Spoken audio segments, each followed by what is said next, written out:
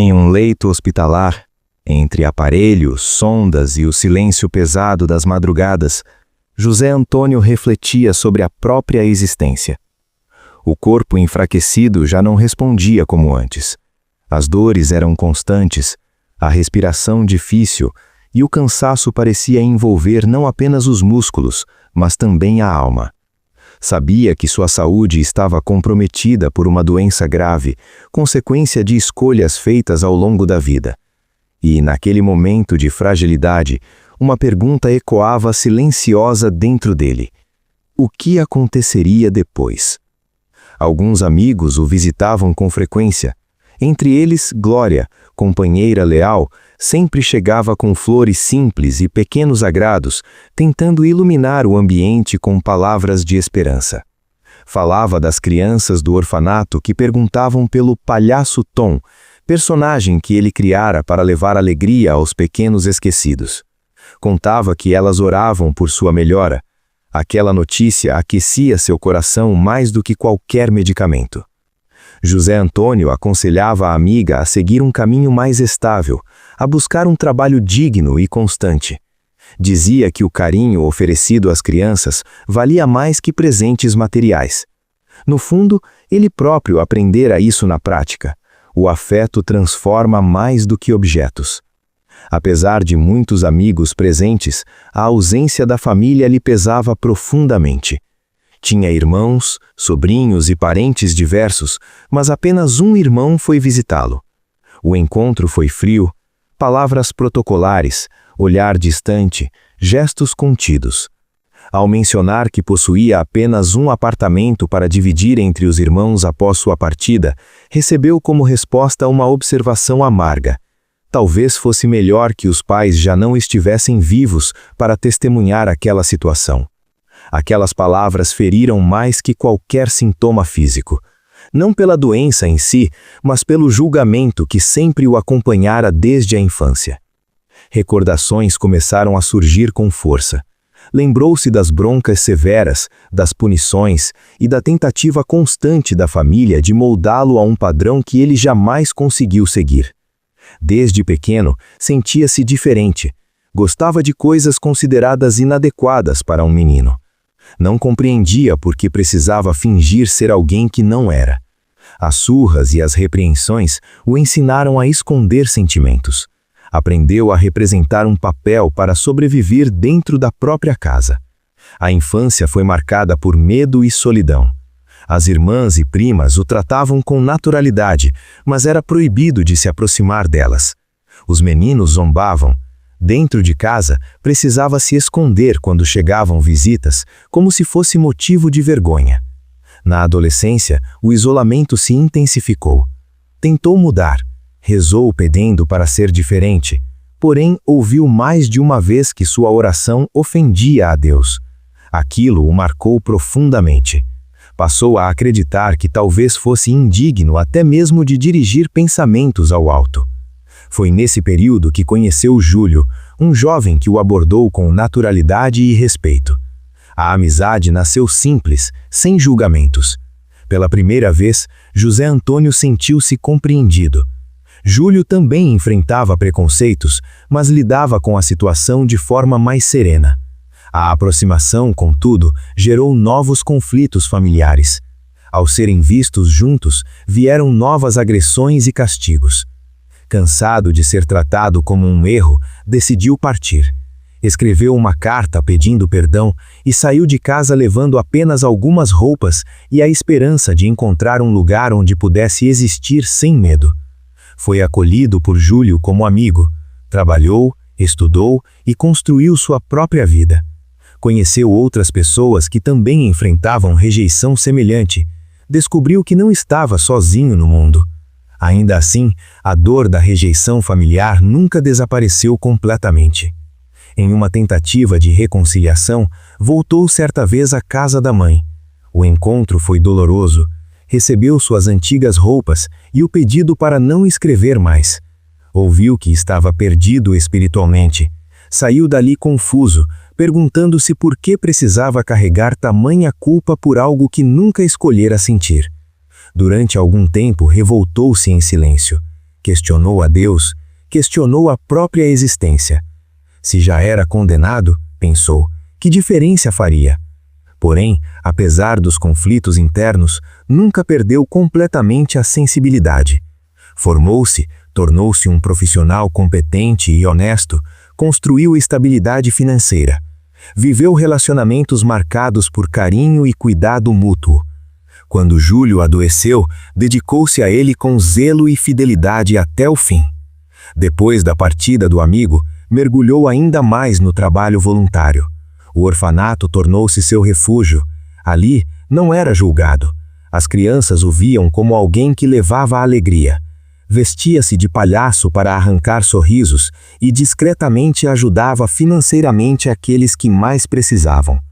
2 irmãos órfãos, Rogério e Aninha, receberam atenção especial. Ele incentivou os estudos, pagou cursos e auxiliou na transição para a vida adulta.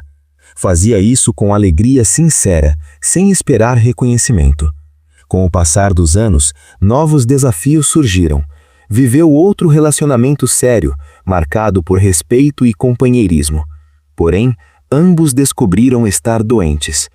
Mais uma vez enfrentou a fragilidade da vida física, cuidou do companheiro até o momento em que as forças já não sustentavam o corpo. A solidão voltou, mas não o endureceu.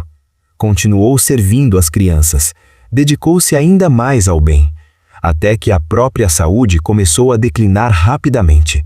No hospital, entre períodos de melhora e recaídas, conheceu um sacerdote que o tratou com naturalidade e compaixão. Ao confessar sentir-se culpado, ouviu que Deus não condena como os homens condenam, que cada consciência responde apenas pelos atos de amor ou desamor praticados. Aquela conversa plantou uma semente de paz, embora o medo ainda permanecesse. Dias depois, surpreendentemente, apresentou melhora significativa. Uma enfermeira chamada Ofélia passou a acompanhá-lo com atenção especial. Era serena e tinha um jeito diferente de falar sobre a vida e a morte. Dizia que a morte não era o fim, mas uma passagem natural. Ele evitava o assunto, queria acreditar que sairia dali recuperado. Sentia-se mais forte, caminhava até o jardim do hospital, respirava o ar livre com esperança renovada. Contudo, havia algo naquele ambiente que parecia diferente do comum. Certo dia, ao observar o jardim, teve a impressão de ver uma criança conhecida, um menino do orfanato que já havia partido da vida física. A imagem desapareceu rapidamente, deixando-o confuso. Intrigado, questionou Ofélia. Ela respondeu com tranquilidade, conduzindo a conversa para reflexões mais profundas. Perguntou o que ele faria por alguém que tivesse ajudado seus filhos com amor. Ele respondeu que seria eternamente grato. Então, com doçura, ela revelou algo inesperado. Mas essa revelação transformaria completamente sua compreensão sobre vida, morte e justiça divina. Ofélia manteve o olhar sereno enquanto ele tentava compreender suas palavras. A revelação veio suave, mas firme. Aquele hospital não era mais um hospital comum. Ele já havia deixado o corpo físico. A melhora que sentira não era a cura da doença, mas libertação do sofrimento material. José Antônio sentiu o coração acelerar. Tentou respirar fundo, mas a respiração já não pesava como antes. O medo, porém, era intenso. Se havia morrido, o que aconteceria agora? Lembrou-se das advertências que escutara durante toda a vida. Inferno, castigo eterno, condenação. Ofélia aproximou-se com ternura e pediu que se acalmasse. Explicou que a morte é apenas mudança de estado, que ninguém é lançado ao sofrimento eterno por ser quem é. Cada espírito responde apenas pelos próprios atos, pelo bem ou pelo mal que pratica, nunca por sua condição íntima. Ele tremia. Perguntou se seria julgado, se pagaria por tudo o que ouvira ser pecado. A resposta veio firme. Deus não pune com ódio, nem cria seres para condená-los. A lei divina é educativa, nunca vingativa. Nesse instante, alguém se aproximou.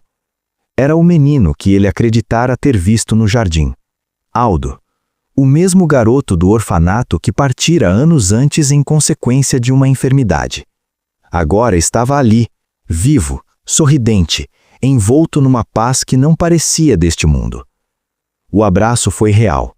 José Antônio sentiu o carinho sincero daquele espírito jovem que um dia recebera dele atenção e alegria.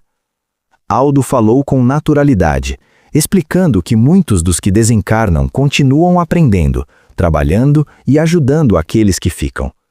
O choque inicial foi dando lugar à compreensão. Ele realmente havia deixado o corpo físico. Não sentia mais dores, não havia mais sondas nem agulhas. O corpo debilitado ficara para trás. Restava a consciência, intacta. Ainda assim, a culpa o incomodava. Perguntou novamente sobre o inferno. Aldo explicou que existem regiões espirituais compatíveis com o estado íntimo de cada um.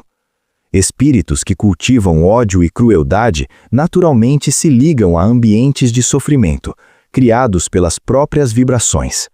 Mas não era o caso dele. José Antônio fora generoso, trabalhador honesto, dedicara-se ao bem, especialmente às crianças. Tivera falhas, como todos, mas não fizera mal deliberadamente. Seu maior sofrimento fora o julgamento humano, não a prática do mal. Ofélia revelou então algo que o emocionou profundamente. Rogério e Aninha, os irmãos que ele ajudara a estudar e construir a própria vida, estavam amparados espiritualmente. O carinho oferecido jamais se perde. Cada gesto de amor gera luz no caminho do espírito. Aos poucos, o medo cedeu lugar à serenidade. Ele compreendeu que não estava sozinho.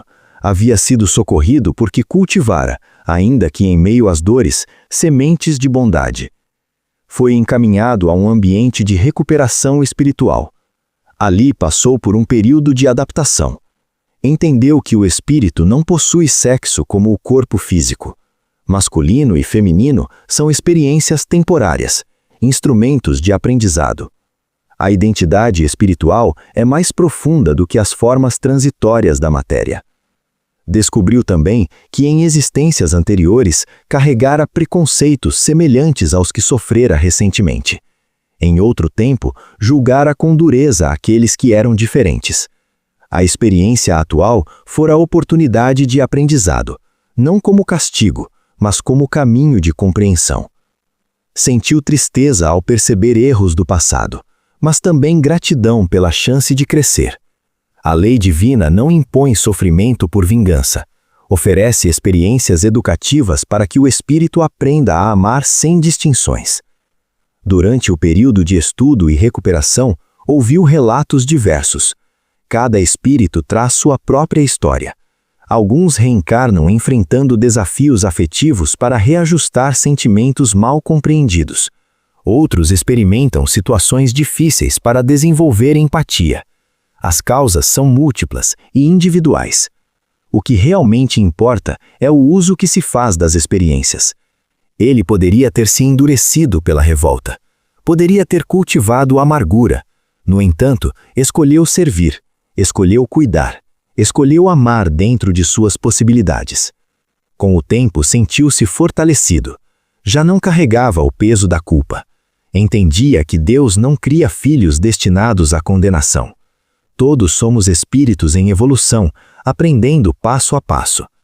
A presença de Júlio também se fez sentir. O reencontro foi marcado por emoção profunda. Sem as limitações do corpo, a comunicação era mais clara, mais direta.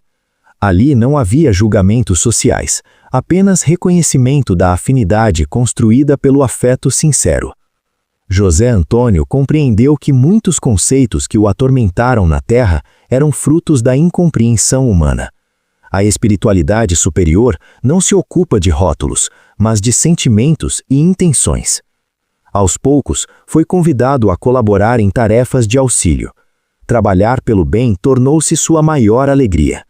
Ajudava no amparo a espíritos recém-desencarnados que chegavam confusos e assustados, como ele chegara.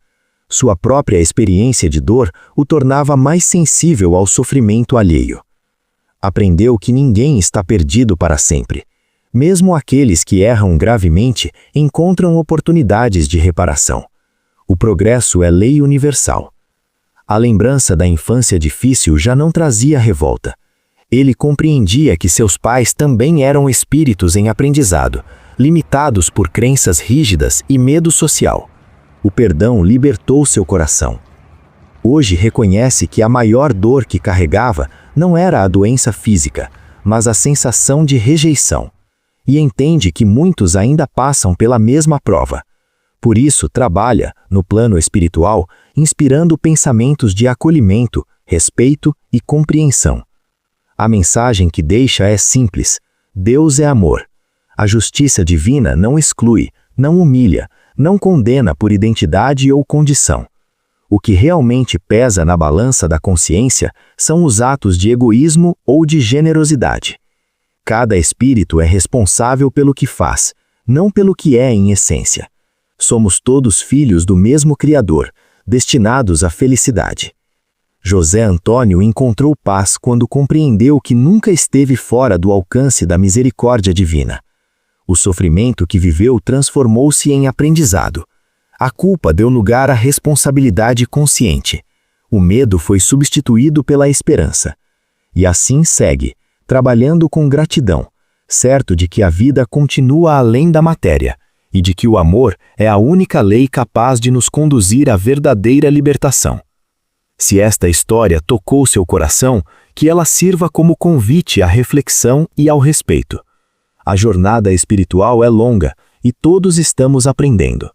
Inscreva-se no canal para continuar acompanhando relatos como este, mensagens de consolo e ensinamentos que fortalecem a fé e ampliam a compreensão sobre a vida espiritual. Que a paz esteja com você.